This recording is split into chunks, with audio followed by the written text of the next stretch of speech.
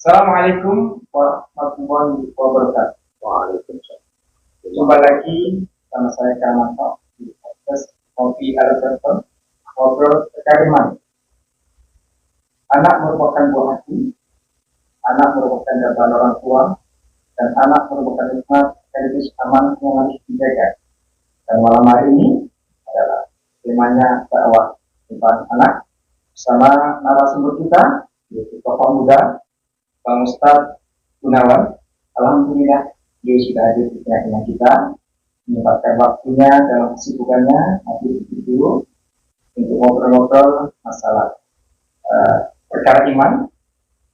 Dan tentunya kita akan sapa dulu beliau.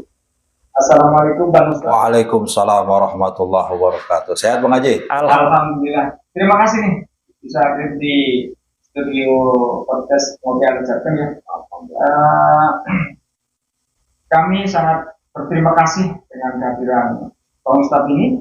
Mudah-mudahan dengan kehadiran Bang Ustadz ini mendapatkan wawasan yang luas, ya, ilmu yang banyak, sehingga dalam bergaul kami bisa menyikapi hal-hal yang positif di lingkungan kami, terutama kepada anak-anak muda.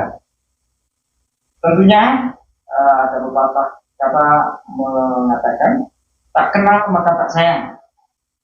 Pertama, perkenalan Bang Ustadz ini memperkenalkan diri ya, dari namanya dan lain sebagainya. Mungkin Bang Ustadz. Bismillahirrahmanirrahim. Assalamualaikum warahmatullahi wabarakatuh. Waalaikumsalam warahmatullahi. Alhamdulillah. Wassalatu wassalamu ala rasulillahi Muhammad ibn Abdullah. La hawla wa la quwata illa billahil aliyil azim. Saya yang bernama Gunawan, saya tinggal itu di Pasar Rebo. Latar belakang pendidikan saya itu sekolah formal. Dari SD, SMP, sampai STM. Enggak ada pendidikan pondok pesantren, enggak. Pada tahun 97 saya lulus sekolah. Lulus sekolah, niat ingin pesantren, kata ibu saya begini, nggak usah pesantren, di sini juga banyak guru-guru, ngaji aja. Nah, saya perintah orang tua saya ngaji. Ngaji, saya bertemu guru Kiai Haji Ahmad Dasuli Khalil. Beliau orang sabar, membimbing saya. Saya ngaji itu umur 18, kalau nggak salah dari umur 18, dari Pak Kiai belum tinggal di Ciracas, Pak Kiai masih ngontrak di Jalan Tanah Merdeka Manunggal, saya ikut ngaji. Tahun 2000 berapa gitu Pak Kiai bikin rumah dan bikin talim, saya mulai fokus belajar dalam bimbingan beliau. Dalam bimbingan beliau saya belajar, ya standarnya belajar orang di Jakarta, ya belajar tajwid, belajar fikih dan lain sebagainya. Pada tahun 2006 saya juga belajar ke Jawa, ya, belajar pulang pergi punya ongkos belajar, gak kehabisan ongkos pulang, dan saya mencari uang itu untuk ngaji. Selama saya mencari uang tuh nyarinya di jalanan. Ngamen itu? Ya enggak. Kan tahun segitu tuh terminal baru jadi ya. Iya. Terminal Kampung Rambutan tuh baru jadi. Semua mobil bis lewat situ. Saya caloin, saya macam-macam lah. Terus sampai tahun 2005 kalau nggak salah itu. Kayak gitu aja, terus seperti itu berjalan sampai sekarang, masih alhamdulillah masih ngaji, masih belajar kepada beliau sampai saat ini. Alhamdulillah. Tadi kan Bang Ustadz ini mengatakan belajar di Jawa, itu di pesantren atau di universitas atau mungkin di perguruan tinggi gitu? Enggak, saya belajar itu sama orang, ya dia punya pesantren, tapi saya nggak mondok. Seminggu pulang, punya duit berangkat lagi gitu. Nggak mondok, pokoknya saya nggak mondok, cuman ya ngaji gitu. Bagi saya kan gini ya, kalau pondok atau ini kan hanya wadah. Iya. Tetapi kalau belajar itu kan kewajiban setiap muslim, Iya. baik laki-laki dan perempuan. Apalagi belajar ilmu agama. Itu menurut keyakinan saya. Kalau salah ya tolong dikoreksi kan gitu. Berarti di jalanan ini kan pengalaman yang luar biasa ya, apalagi hidup di jalan yang penuh resiko ya, bertemu dengan orang yang notabene-nya itu beda apa namanya pemikiran, niat kita menolong, dipikir orang itu kita akan berbuat yang tidak baik. Nah, bagaimana caranya kita itu bisa meyakinkan bahwa kita itu orang baik di hadapan orang-orang yang akan kita tolong di jalanan itu gitu. Ya memang kalau di jalan itu persepsi orang kalau kita di jalan itu terkadang ya kita orang menilai kita itu buruk. Ya, buruk sangka ya. Sehujan aja lah udah gitu. Padahal tidak semuanya seperti itu. Bang saya kan yang merasakan gitu. Tapi kalau kitanya baik, walaupun penampilan kita kelihatannya urakan, tetapi baik, itu orang akan beranggapan baik. Dan orang juga akan berbuat baik. Karena kebaikan bagi saya bukan hanya ada di casing. Iya. Kebaikan itu adanya dari dalam. Kita lihat di jalan. Kalau kita perhatikan di jalan, dan saya itu di jalan, terkadang orang jalanan, atau yang di jalan, atau anak jalanan, ketika dia ada kecelakaan atau ada musibah, dia dulu yang paling utama maju. Saya sering perhatikan seperti itu. Yang anak pang, anak pengamen, anak apa. Anak jalanan itu bukan identik dengan anak nakal. Kalau anak nakal, nggak di jalan pun, di rumah pun dia juga bakalan nakal. Beda ya? Beda anak jalanan sama nakal. Kan anak jalanan itu, dia bisa turun ke jalan kan ada beberapa faktor. Iya. Entah keluarga, entah ekonomi, entah memang dia senang bergaul. Tetapi risiko di jalan, mereka pasti sangat jauh dengan kehidupan agama. Yang saya perhatikan seperti itu. Yeah. Saya pastikan dia jauh daripada ajaran agama. Walaupun hatinya baik, walaupun hatinya ikhlas, walaupun hatinya tulus. Maka agak gampang gitu ketika kita menyampaikan ajaran-ajaran agama kepada memang yang orang sudah notaben hatinya baik. Kayak gitu Bang Haji. Wah, iya luar biasa. Dan malam hari ini kan tema dakwah kita itu kan dakwah anak jalanan. Tentunya kan Bang Ustadz ini udah luar biasa ya pengalaman yang di jalan. Dan yang dimasuk dakwah itu apa maksudnya dan bagaimana menyampaikan dakwahnya kepada anak jalannya itu. Menurut abang itu tugas siapa itu di jalan itu? Kalau dakwah, sepengetahuan saya yang saya belajar, dakwah itu tanggung jawab bersama. Bagi setiap muslim, itu dakwah itu tanggung jawab kita semua. Saya pernah baca, bukan pernah memang baca, bahasa Indonesia gini, ajaklah ke jalan Tuhanmu dengan hikmah dan mau'izatul hasanah. Bil hikmah wal mau'izatil hasanah. Hikmah itu kan kebijaksanaan. Mau'izatul hasanah itu dengan perkataan-perkataan yang baik yang sama sekali tidak menyakitkan hati mereka. Nah, yang kita gedor, yang kita ajak itu hati mereka. Karena saya berbicara tentang pengalaman, kalau bicara dalil hadis saya kurang begitu paham karena saya dalam taraf belajar. Tapi saya bicara pengalaman. Saya ketika mengajak mereka ngaji, pertama susah. Saya ajak nongkrong, saya ajak ngopi bareng, saya ajak merokok bareng, kalau boleh bisa cerita. Setiap malam itu habis 6 bungkus, duit 200 untuk mereka. Untuk bergaul sama anak jalan ini. Mereka. Jadi mereka supaya deket ngambil hatinya begitu. Nah, iya, dipancing dulu. Oh, iya iya. Dipancing dulu. Mereka nggak punya, rokok gratis, makan gratis, apalagi ketika saya kan dulu ngajarannya ngajar privat, alif, ba, ta, sa di setiap tuh. Habis maghrib ada, habis isya ada. Setiap habis ngajar itu saya suka dibeliin rokok, dibeliin apa. Setelah itu ngobrol dengan mereka. Jadi sebenarnya gini ya, yang saya perhatikan itu kan keponakan saya, saudara-saudara sepupu saya itu kebanyakan adanya di jalanan. Yang jadi perhatian tuh kayak gitu. Saya mengajak mereka untuk ngaji. Ya kan? Sederhana target saya itu. Biar mereka bisa baca alif, ba, ta, sa, jim, ha, kho, dal. Bisa baca Quran intinya. Bisa mengenal Tuhannya lah ya. Pertama kita ajak mereka untuk bisa baca Quran.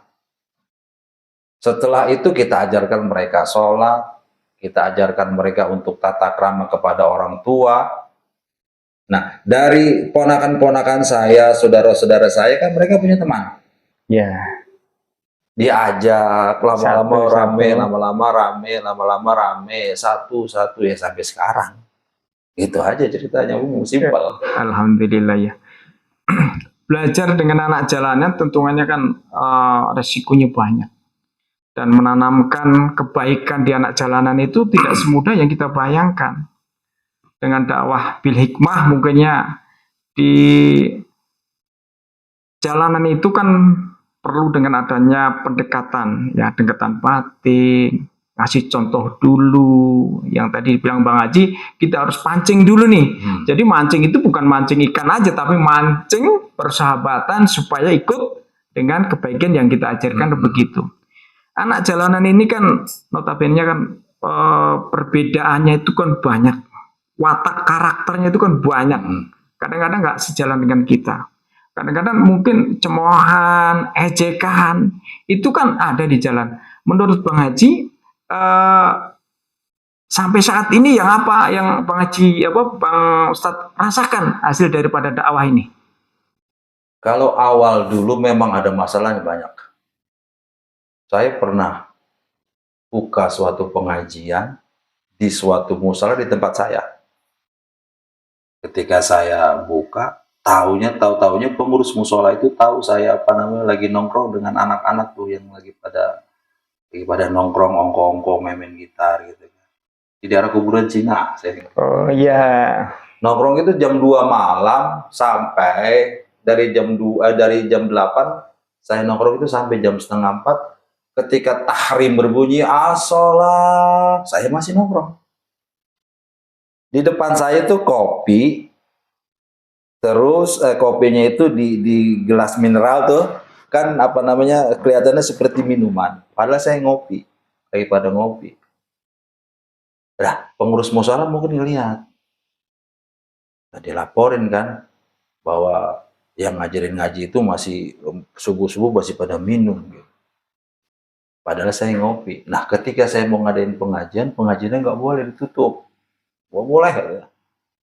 Gak boleh ngaji ini, kata gurunya tukang mabok kayak gitu. Padahal saya juga kalau masalah mabok itu saya juga jarang sebenarnya gitu, nggak doyan-doyan banget. Tapi pernah gitu. Pernah lah ya namanya. Anak jalanan kan. Ngikutin anak jalanan kan tidak semudah yang kita bayangkan ya. Nah, ketika pengen ngaji tutup tuh di sidang saya. Akhirnya saya pindah ke RT 1, tepatnya di Majelis Taklim Syaratul Jannah. Majelis Taklim Syaratul Jannah. Tahun 2009 atau 2008 saya pindah ke sana. Nah, di sana itu saya dapat dapat kepercayaan ngajarin anak-anak kecil. Iya. Alif, ba, ta, sa, jim, ha, kho. Saya matur ke guru. Pak Kiai, ada orang yang mau minta ngajarin ngaji Iqra. Udah ajarin kata Pak Kiai. Alhamdulillah sampai sekarang itu terus masih berjalan. Ba'da asar sama ba'da maghrib, ditambah lagi ba'da habis isya itu anak-anak SMP, anak SMA. Nah, kalau malam Senin sama malam Jumatnya itu khusus untuk anak-anak yang yang bekas di jalanan gitu kan, yang betato, Yang bertato. yang kupingnya sompak, macam-macam. Yang di sininya ditato, ada macam-macam. Kalau ngeliat mah serem dah. Tapi tanggapan orang-orang di situ alhamdulillah Positif. positif. Saya tahunya apa? Ketika saya mengadakan maulid di Majelis Taklim Syaratul Jannah itu, mereka penduduk situ tuh ada yang nganterin air, ada yang nganterin kue, ada yang nganterin buah, dan tanggapannya alhamdulillah Positif sampai sekarang. positif alhamdulillah, dan mereka kebanyakan orang tuanya berterima kasih. Ya siapa yang enggak sih enggak bersyukur gitu ketika anaknya di jalanan nggak bisa ngaji, nggak bisa apa, dia udah sholat Jumat aja orang tuanya udah syukur alhamdulillah. Padahal sholat 5 waktunya masih belentang-belentong. Tapi ketika dia masih mau sholat Jumat, orang tuanya bersyukur alhamdulillah, makasih banget, masih bawa ayatnya, ya udah alhamdulillah. Jadi tanggapannya ya alhamdulillah mereka positif. Dari ya tanggapan orang tuanya dan tanggapan anak-anaknya juga positif. Saya tahunya kan ketika setiap saya setahun sekali itu saya bikin maulid, dan maulid itu saya jadikan ajang kumpul akbar anak-anak jalanan itu. Wah, luar biasa ini. Donaturnya juga ada nih. Kalau donatur saya patungan. Oh, Dari anak-anak itu patungan. Yang sekarang mereka yang udah kerja, udah ada yang di film, udah ada yang di macam-macam, udah ada yang jadi polisi juga sih. Tapi masih sering nimbrung dengan Bang Ustadz ini? Masih, mereka kalau libur-libur itu masih nimbrung. Tapi kan mereka sudah ada yang berkeluarga, ada yang punya anak, sudah macam-macam. Kan 20 tahun yang lalu, 20 tahun yang lalu, mereka masih pada umur 18, ya masih umur-umur muda gitu. Saya ajarin ngaji. Tapi di jalanan tetap. Tapi sekarang udah enggak, mereka udah enggak di jalanan. Dan saya juga udah enggak dakwah di sana kan. Berarti dakwah di jalanan ini yang pertama kan mungkin resikonya luar biasa, dan yang kedua juga mungkin amalnya luar biasa ya, pahalanya luar biasa, karena bagaimanapun juga dakwah di jalanan ini tidak semudah dakwah yang kita hadir di majelis menyampaikan materi bla bla bla bla. Tapi kalau dijalankan kita harus banyak orang pakaian beginilah, pura-pura ikut begini, padahal kita cuma ingin mengambil hatinya supaya ikut dengan pengajian Bang Ustadz, kan begitu gambarannya, begitu Bang Ustadz ya? Mungkin anak jalanan itu kan ada beberapa fase ya, tidak semua mereka sama umurnya.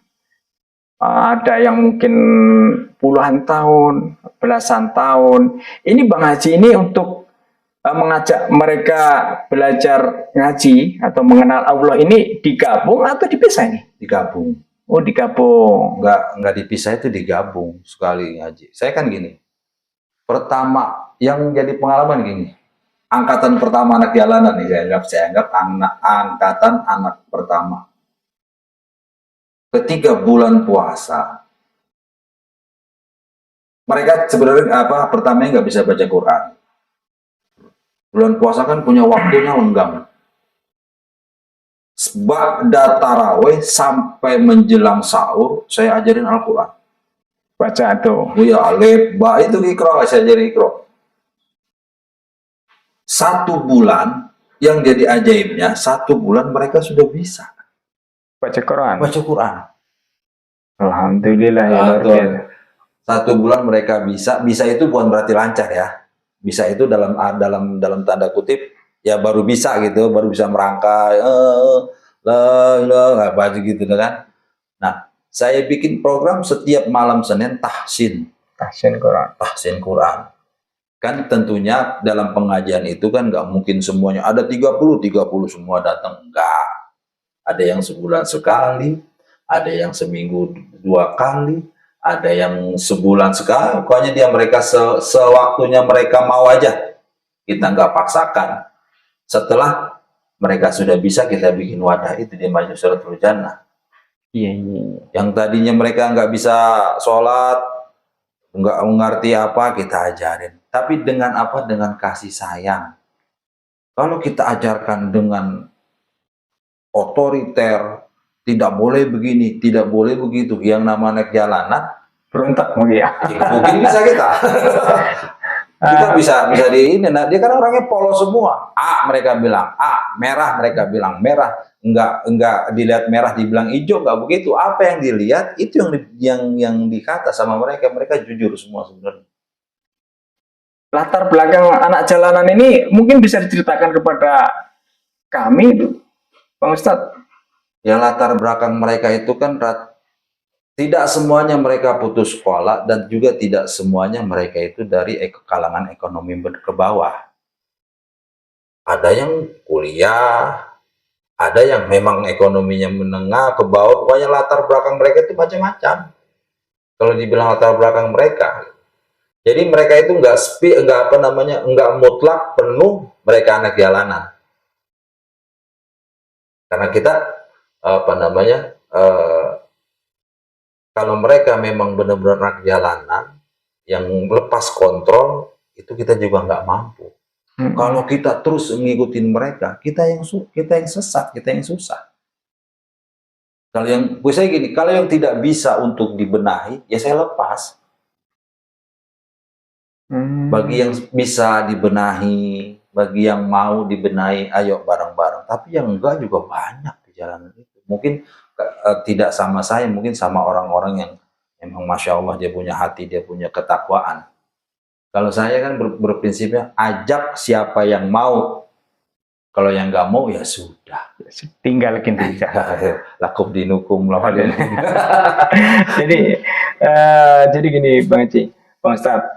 20 tahun Bang Ustadz ini kan dakwah di jalanan ya, bersama anak-anak jalanan. Apa yang menjadi landasan Bang Haji itu selama 20 tahun itu berdakwah dengan anak-anak jalanan ini? Silakan Bang Haji jelaskan ya. Dasarnya atau keinginan? Iya. Ya karena di daerah saya itu kan boleh dikatakan minim mereka baca Quran 20 tahun yang lalu. Iya. Karena begini, saya cerita dulu, di kampung saya itu kan sebelum Pak Kiai ngajar di situ kan rata-rata mereka itu kan orang-orang dulu yang memang alif batasannya itu memang jangankan ngaji ya, mohon maaf ya, baca tulis saja masih banyak yang lewat. Bisa tuh 30 tahun yang lalu seperti itu. Saya hidup itu di situ ya kelihatan mana yang agama itu memang terbelakang.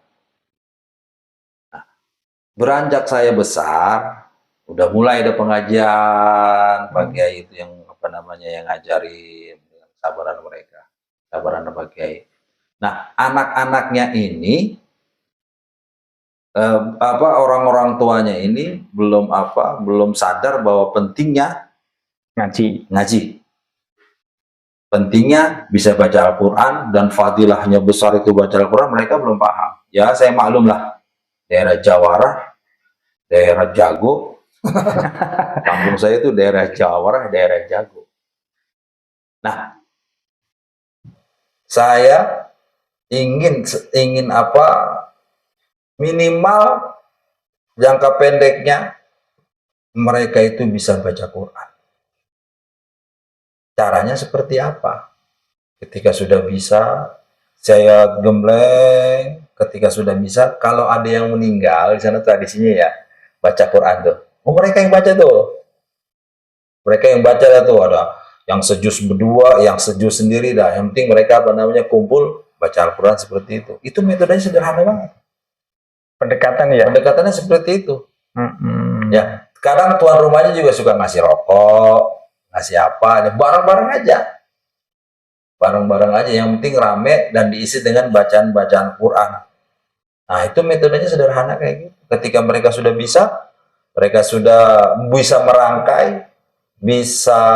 merangkai kata-kata Al-Quran, huruf Al-Quran, bisa, nah mereka diterjunkan ke situ.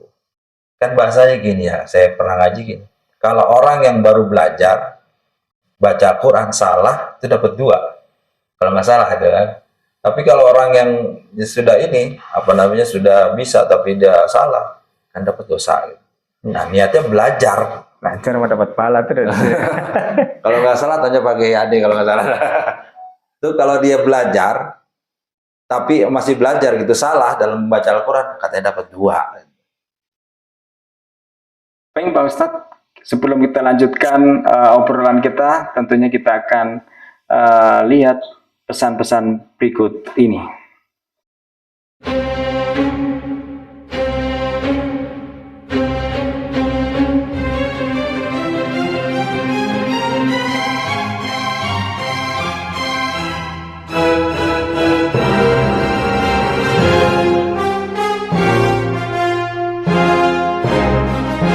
Baik, pemirsa, kita lanjutkan obrolan lagi bersama Bang Ustadz Gunawan ini. Tentunya obrolan selanjutnya adalah yang sangat menarik. Saya itu pengen Bang Ustadz ini menceritakan ada pengalaman yang nggak bisa diterlupakan, ada nggak di ketika mengajarkan anak-anak jalanan, atau mungkin pas diajarin mereka itu ngomong atau mungkin berbuat sesuatu yang menjadikan terkesan sampai sekarang gitu Bang Ustadz. Silakan Bang Ustadz. Kalau itu udah pasti ada. Kalau pengalaman itu pasti ada. Yang lucu sih gini. Ketika saya ngajar, itu kan saya intens ngajar baca Al-Quran untuk anak jalan itu kan malam suci bulan suci Ramadan. Ketika pas jadwalnya ngaji, jadwalnya baca Quran, ini kok kemana ya? Orang anak-anak ini kemana? Kata saya sudah waktunya itu jam 9, kok nggak ada? Saya curiga, kayak saya tahu kebiasaan di sana saya tahu. Saya cari ke depan, saya susun, anak nggak ada nih. Udah waktunya ngaji nggak ada. Ada benar. Ya, telepon di polsek semua. Tawuran. Oh, habis tawuran itu. Ya waktunya aja bulan puasa. Kalau bulan puasa itu di kalangan anak-anak itu waktunya pada tawuran. Main sarung itulah. Enggak. Sajam. Waduh, kan sarung yang di di polsek itu mereka. Tapi yang nggak sampai nggak sampai nggak sampai di penjara. Diurus sama RW setempat kan gitu. Ada pendekatan. Dan, yang saya rasakan gini, bercerita saya nggak bisa lupakan kayak gini. Ketika saya pengen menikah, hari Senin saya nikah, bulan Februari hari Senin tanggal 2 saya nikah. Jadi tanggal sebelum nikahnya itu saya pegang cuma 200.000. Ini kemana saya mau nyari uang nih kan? Buat nikah, buat ongkos ke Jawa. Nikahnya di Jawa sana. Yang saya bikin terharu gini ya, ketika saya lagi pusing-pusing, anak-anak itu datang ke saya. Punya kumpul, mereka ingin membahagiakan gurunya kali ya. Mereka mengumpulkan uang hampir ada 17 juta. Serahkan semua itu? Serahkan saya ke semua. Saya punya duit, jadi saya punya duit 17 juta buat berangkat ke kampung, buat nikah, itu mereka yang biayain semua. Dan kemarin saya umroh, mereka biayain juga. Tajim seorang murid kepada gurunya itu kan artinya, oh saya punya keyakinan siapa yang menanam kebaikan, dia akan mendapatkan kebaikan itu. Fama ya'mal mithqala dzarratin khairan yarah. Kemarin saya mau umroh, diumrohin dengan orang, saya nggak punya ongkos, diongkosin juga sama anak-anak. Anak-anak jalanan tuh diongkosin sama mereka. Itu pengalaman saya. Alhamdulillah mereka punya pemikiran seperti itu. Asik tuh Pak. Asik, tapi ya kita minta didoain, Bang, doain saya Bang, bahasanya bukan Bang doain gua. Walaupun Bang, tapi gua Bang doain gua Bang, begini ya kita doain dari sana namanya, kita doain murid semua, Doain asik dah buat pengalaman itu. Kalau kita merasakan di jalan tuh asik sebenarnya. Mereka itu orang-orang yang penuh asik. Nggak A, nggak B. Kalau udah A. Iya, keputusan ya. Keputusan mereka itu. Anak jalanan itu kan kalau dilihat di masyarakat itu tentunya identik dengan anak nakal karena mungkin penampilannya atau mungkin dengan apa namanya ya tingkah lakunya. Padahal mereka itu kalau nggak diganggu juga nggak ganggu kita kan, itu Bang. Mungkin bisa dijelaskan Bang Ustadz, silakan. Kalau nggak diganggu, ada juga yang ngeganggu, yang mengerjakan ngegarong ada. Itu profesi mereka. Tapi yang saya dakwah ini kan yang memang bukan apa, yang memang bukan pure mereka pemain-pemain atau penjahat-penjahat, bukan. Anak-anak yang masih remaja itu. Kalau kita biarkan terus, ya mereka akan ikut jejak-jejak pendahulunya. Akan mengisi lobang-lobang kriminal yang ditinggalkan pendahulunya. Iya, itu akan mengisi. Karena mereka lihat sendiri ya. Mereka lihat sendiri, mereka lihat pekerjaan itu yang nyopet, yang ngegarong, yang yang macam-macam mereka lihat. Dan saya juga pernah lihat kan gitu. Tapi zaman dahulu, sekarang sih alhamdulillah syukur gitu kan, udah tidak gitu. Boleh dikatakan begini dulu.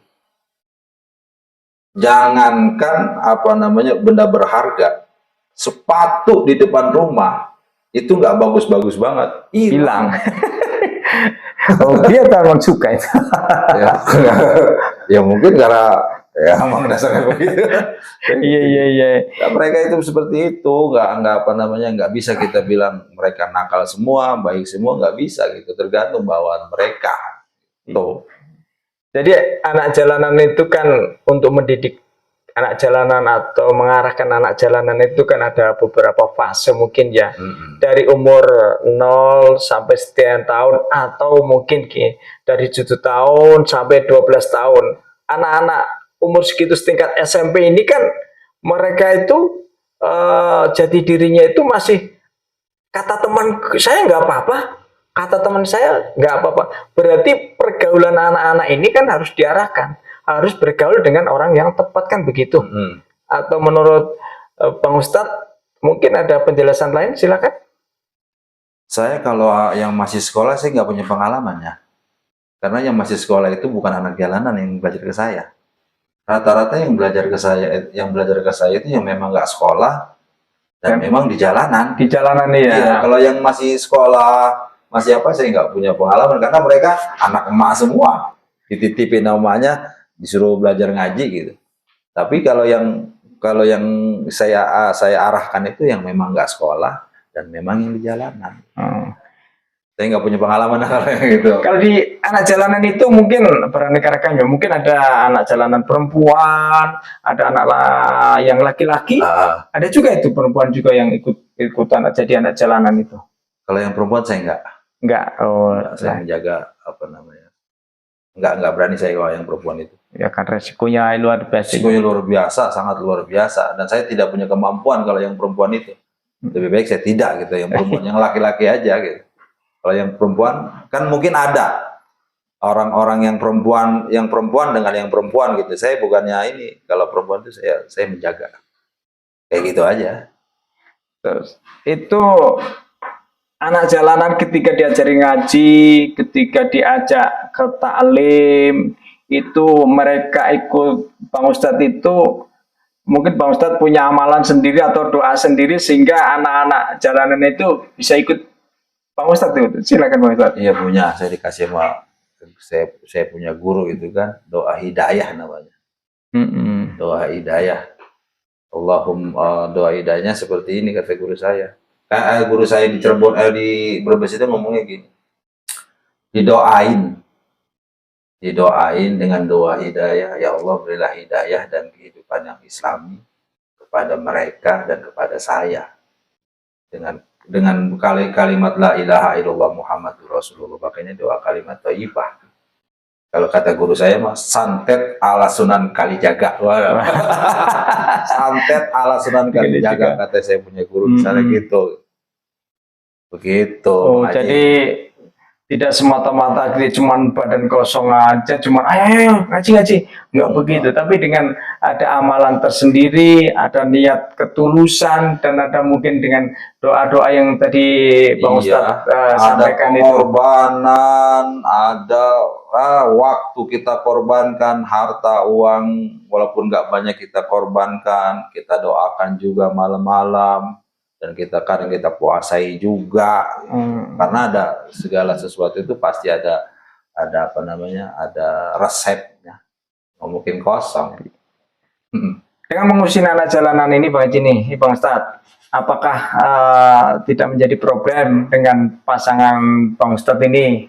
Kok apa sih ngurusin anak-anak jalanan begini? Apakah ada kerjaan lain begitu Bang Ustadz? Silakan Ustadz. Kan dulu saya belum nikah. Setelah nikah kan masih ada nih, sering berkumpul-kumpul nih. Kalau setelah nikah itu mereka ya sudah pada nikah juga, sering kumpul-kumpul juga, tapi mereka udah nggak di jalanan. Oh, udah Masih kumpul, tapi mereka udah profesi udah nggak di jalanan. Ada yang dagang, ada yang kerja, ada yang usaha gitu, ada yang ngojek, ya udah biasa gitu. Ya. Sekarang saya udah nggak diturun ke jalan lagi. Fokus ke majelis sekarang. Fokus ke majelis, apa udah menjaga marwahnya juga. Kalau masih di jalanan juga malah bubar aja saya. Kalau sekarang saya enggak, tuh dulu itu. Oh, dulu 15 tahun yang lalu sebelum saya nikah. Alhamdulillah ya. Mudah-mudahan amal baik Bang Ustadz ini yang disampaikan kepada anak-anak jalanan ini bermanfaat ya. Sampai sekarang mereka itu jadi patuh kepada apa yang diperintahkan oleh Allah Subhanahu wa taala dan meninggalkan apa yang Allah larang, kan begitu. Itu yang diharapkan kayak gitu.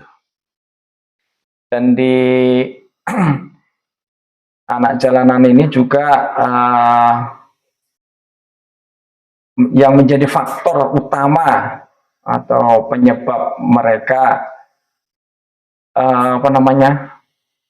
kembali lagi ke jalan yang benar atau mengingat lagi ke jalan yang harus ditempuh layaknya sebagai hambanya Allah itu mungkin dengan adanya tadi doa-doa atau mungkin dengan adanya nasihat-nasihat kiai atau mungkin para ustadz gitu ya Bang Ustadz ya. Mungkin selain Bang Ustadz untuk dakwah dengan anak jalanan ini mungkin ada teman lain atau mungkin mengajak guru-guru lain, ayo kita gabung-gabung, itu mungkin ada perasaan begitu nggak? Silakan Mas Ustadz. Ada. Sekarang ya ketika saya udah nggak turun ke jalan kan masih banyak orang yang turun ke jalan dan ustadz-ustadz atau memang orang-orang yang hijrah mengajak mereka ke majelis. Tapi untuk di daerah luar saya nggak tahu ya, karena saya itu berkecimpung di daerah Pasar Rebo aja. Oh, Pasar Rebo ini ya? Pasar Rebo aja, saya nggak keluar. Sekitaran lampu merah Pasar Rebo, Sentiong, Jalan Baru, udah situ.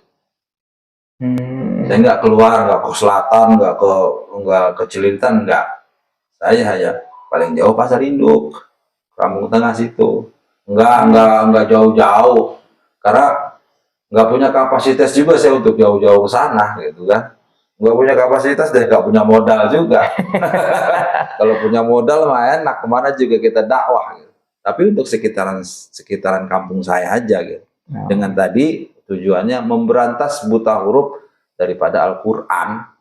Sederhana aja sih. Niatnya yang gitu aja lah. Sederhana gitu. Karena saya pikir kan gini, Al-Quran itu fundamental. Ketika kita belajar agama, ya harus yang kita pelajari itu ya Al-Quran dulu. Alif, ba, ta, sa, jim, itu kita pelajari itu dulu. Nggak yang jauh-jauh, dan saya juga nggak ngajar yang jauh-jauh. Kalau ngajar juga pakai metode guru saya. Orang kitabnya sudah bukunya sudah ada, tinggal diajarin doang, tinggal minta izin, ya udah. Yang penting-penting untuk keseharian mereka, sholat, wudu, itu nggak jauh-jauh gitu. Wah, seperti apa namanya orang-orang yang dakwahnya memang luar biasa di lokalisasi di apa enggak seperti itu, enggak seperti Gus Mik lah Nggak seperti Gus Mik, Nggak seperti gus-gus yang di Enggak TV itu seperti ya. TV ya, saya biasa aja dengan Sesuai dengan sesuai kemampuan. dengan kapasitas saya, tidak Iya, iya. melebihi itu. Kalau saya melebihi itu, saya akan hancur. Alhamdulillah, luar biasa Bang Ustadz ini. Dan mungkin majelis yang sekarang Bang Ustadz asuh atau yang Bang Ustadz apa namanya rawat, yang sering Bang Ustadz ajar, itu sampai sekarang ini mungkin jamaahnya ada 500 orang. Kalau 500 ya hampir ada. Kalau kumpul semua gitu. Saya kalau hitung lagi maulid ya hampir segitu. Alhamdulillah, luar biasa. Itu kadang di tempat saya jadi rebutan, apa namanya, ketika pemilu jadi rebutan tuh. Biasa lah itu ya. Minta didukung, Kalau minta didukung. Gitu. Jamaahnya banyak, biasa ada yang Kalau mendekat saya nggak begitu. kenal, saya nggak dukung. Kalau kenal, saya dukung. Gitu aja. Ya rame yang ibu-ibunya, yang anak mudanya, yang bapak-bapaknya rame gitu. Karena saya kan juga berhubungan dengan orang-orang tua. Karena saya harus dapat dukungan dari orang tua. Dari pihak RT, RW, harus jadi dukungan, kalau enggak ya nggak jadi apa-apa juga sih. Dan itu semua juga berkat doa para guru-guru. Kalau nggak didoain mau guru-guru juga hancur juga. Iya. Nah, waktu Bang Ustadz mau mengadakan pengajian yang tadi Bang Ustadz pernah ceritakan, bahwa dilarang untuk mengadakan pengajian di musola itu, waktu itu Bang Ustadz ada perasaan sakit hati atau mungkin semacam dendam dengan pengurus masjid yang melarang itu? Enggak atau sih. begini, silakan Ustadz. Ya enggak sih. Enggak, biasa aja. Ya kan mereka hanya melihat aja gitu. Saya nggak salahin mereka. Apa yang mereka lihat, padahal belum tentu apa yang mereka lihat itu belum tentu apa yang seperti mereka lihat. Tapi ya saya kan namanya begitu kan, mengandung fitnah. Itu salah saya, bukan salah mereka. Salah saya, bukan salah mereka gitu. Karena mereka melihatnya itu. Berpikirnya seperti itu. Kalau udah guru ngaji ya jangan macem-macem gitu. Nah saya nggak salahkan mereka. Itu yang membuat salah sebenarnya saya sendiri. Karena saya bergaulnya seperti itu. Dan mereka tahu, saya juga mereka tahu saya bekas orang seperti itu. Iya. Itu mereka tahu saya bekas orang seperti itu, dan mereka tahu semua itu. Saya bagaimana kan, mereka orang tua-tua itu tahu saya kecilnya saya. Bahasanya kan gini kalau nasihatin mereka, lu nasihatin gua, lu sunat gue yang mangku kan. Enggak, saya nggak kesana. Saya ya saya anggap aja diomelin sama orang tua. Saya nggak sama sekali nggak sama sekali sakit hati. Saya nggak berani. Kalau saya ngamuk, saya ini ngapain juga, percuma saya mencoreng nama guru-guru saya kan. Udah dibilang dia gitu ya udah, ya diam aja, nggak pakai A, nggak pakai B. Kalau memang saya diridho Allah dan dapat doa dari guru, akhirnya saya dapat tempat. Iya. Di Majelis Islam Syaratul Jannah, bekas punya Kiai Haji Fahru Roji. Bukan bekas sih, memang punya beliau gitu. Untuk sekarang ini kan dipanggil abang ini dipanggil Pak Kiai atau Pak Ustadz. Apa enggak ada rencana merubah penampilan dengan identitas sendiri? Mungkin gini, pakai jubah atau mungkin pakai apa? Wah inilah Ya, identitas. kalau di rumah juga pakai jubah pakai. Kalau di luar kan malu. Kalau di rumah sholat ya pakai. Kalau maulid di luar ya pakai. Gitu. Nah saya anggapnya sunnah aja itu. Iya. Mengikuti kanjeng Nabi sunnah. Pakai yang putih-putih gitu kan. Kalau apalagi maulid, kita mengadakan maulid itu yang kita rayakan itu orang yang paling suci, orang yang paling wah gitu. Kita pakai yang pakaian yang sopan. Tapi kalau keluar ya biasa. Biasa penampilan Ya kita. begini biasa. Ya, Gitu. Kadang-kadang juga celana panjang, pakai kaos, kadang pakai ya biasa aja gitu. Tapi ya udah nggak pernah pakai celana pendek sih sekarang mah. Iya, menjaga lah ya. Ya udah ada hampir 15 tahun saya nggak pernah pakai celana pendek. Alhamdulillah. Soalnya koreng mulu kaki. Iya. Bekas koreng. Ya, alhamdulillah ya. Dari anak jalanan sampai dengan apa yang Bang Ustadz tadi ceritakan, hidup di jalanan, bahwa hidup di jalanan ini banyak pengalaman, banyak arti hidup yang harus pahamin, bahwa hidup itu tidak semudah apa yang kita bayangkan. Tidur, makan enak, datang sendiri. Tapi semua rezeki itu perlu adanya usaha, perlu adanya tenaga dan pikiran. Ada pikiran tapi nggak ada tenaga juga nggak ada, kan datang rezeki itu, kan begitu Bang Astad ya. Mungkin di jalanan ini kita tidak merasakan bagaimana panasnya, bagaimana ketika kena terik matahari, ketika kena hujan, itu udah biasa Bang Ustadz ya. Kalau ketika kita mungkin di jalanan kita sedang jualan ya, itu udah nggak apapun resikonya itu sudah pasti ada ya. Ada pasti. Ada.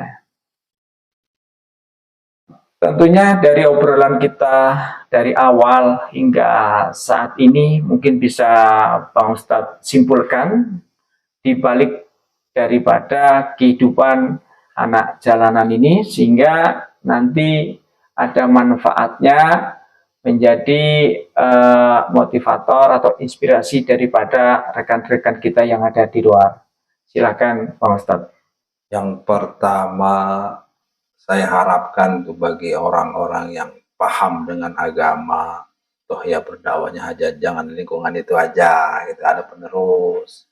Minimal ngajarin mereka alif ba ta sa di jalan, karena mereka juga perlu sentuhan, mereka perlu kasih sayang, mereka juga perlu bimbingan, dan mereka harus dan wajib punya harapan bahwa kedepannya mereka itu akan jadi orang yang bermanfaat, paling enggak untuk dirinya sendiri.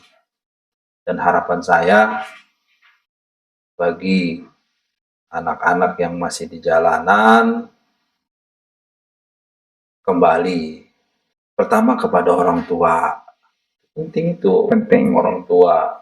Dan bagi orang tua juga, bagi orang tua kan ini kan nggak di jalan itu pasti ada hubungannya dengan orang tua yang di rumah, bahwa pendidikan agama itu sangat penting kan. Kita tidak bicara tentang agama itu bukan sekarang, bukan sehari dua hari, tapi setahun, 2 tahun, 10 tahun yang akan datang. Kalau kata guru-guru kan, orang kalau masih nyantri, masih mondok itu rata-rata masih pada bandel. Iya. Apalagi di jalanan yang nggak mondok, yang nggak nyantri. Kalau dihantepinnya makin parah. Dia akan mengikuti jejak-jejak pendahulunya, menjadi mafia-mafia, menjadi preman-preman, dan menjadi pelaku-pelaku kriminal. Itu yang kita tidak mau. Dan sebaiknya orang tua itu memperhatikan pendidikan agamanya. Yang penting. Segala sesuatu itu akan kembali kepada agama. Segala sesuatu itu akan kembali kepada aturan-aturan norma dan budaya kita.